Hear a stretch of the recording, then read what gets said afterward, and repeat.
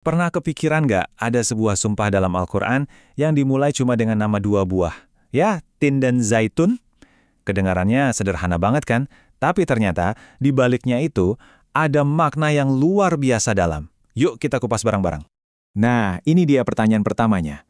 Kenapa sih kok Al-Quran sampai bersumpah demi buah? Dari sekian banyak hal di alam semesta, kenapa harus tin dan zaitun? Apa yang bikin mereka begitu spesial? Ini yang bikin penasaran kan? Oke, ayo kita bedah. Oke, kita mulai dari lapisan makna yang pertama.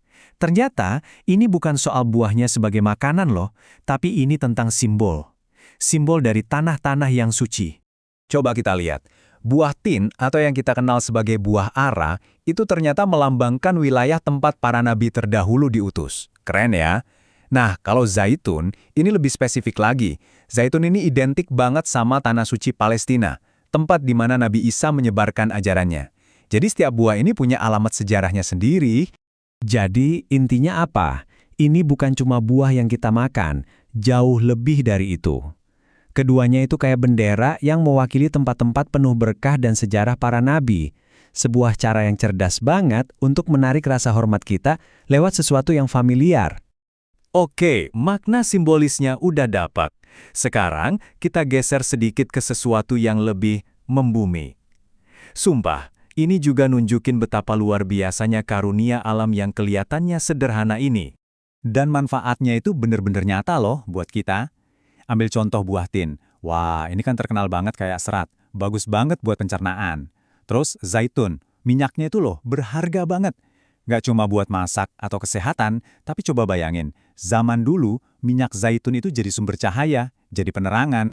Nah, jadi sampai sini kita udah nemu dua lapisan makna ya. Pertama, makna simbolisnya yang dalam. Kedua, manfaatnya yang super praktis di kehidupan kita sehari-hari.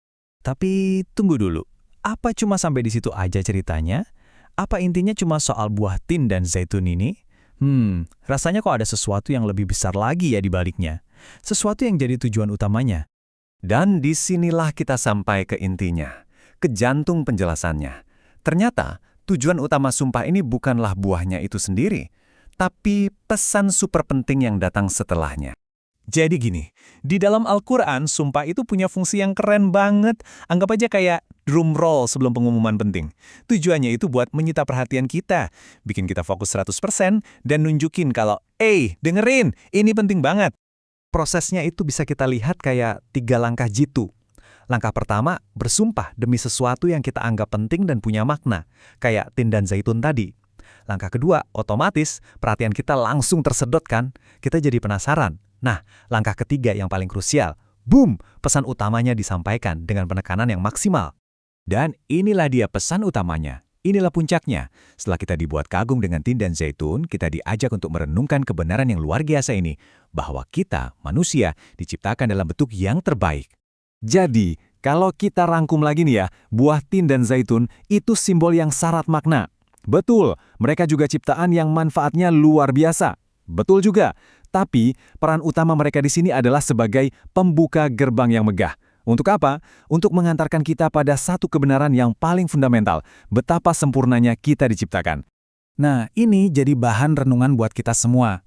Coba deh pikirin, kalau buah yang sesederhana tin dan zaitun aja bisa punya makna sedalam ini, kira-kira hal-hal sederhana apa ya dalam hidup kita sehari-hari yang kalau kita lihat lebih teliti, ternyata menyimpan makna yang jauh lebih besar dari yang kita duga?